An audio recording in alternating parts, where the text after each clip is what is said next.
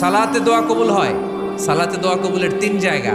একটা হচ্ছে তাকবীরে তাহরিমার পরে আমরা সানা পড়ি না, আমরা তো একটা পড়ি।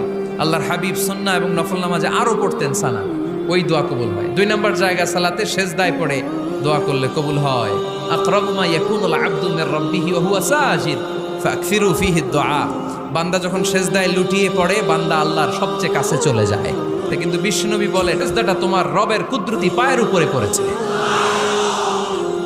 সেজদায় পড়ে দোয়া করেন। সালাম ফিরানোর আগে বিশ্বনবী দোয়া করতেন, লা ইউসাল্লিমান্না আহাদুকুম হাত্তা ইয়াতাআওয়াযা মিন আরবা'a। আল্লাহর হাবিব বললেন, 4 জিনিস থেকে পানাহ না আছে আমার কোন উম্মত যেন সালাম না ফিরায়। তারা যেন পড়ে, আল্লাহুম্মা ইন্নী আউযু বিকা মিন আযাবিল কবর, আউযু বিকা মিন আযাবি জাহান্নাম, আউযু বিকা মিন ফিতনাতিল মাহইয়া ওয়াল মামাত, আউযু বিকা মিন ফিতনাতিল মাসিহিদ দাজ্জাল। আল্লাহ কবরের আযাব থেকে বাঁচাও, আল্লাহ জাহান্নামের আগুন থেকে বাঁচাও, আল্লাহ জীবন